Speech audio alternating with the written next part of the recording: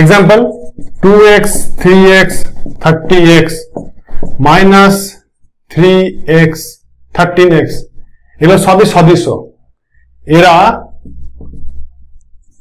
সদৃশ বা like terms, কারণ এদের অ্যালজেব্রিক পার্ট মানে এই এক্স গুলো বা বীজগাণিতিক অংশগুলি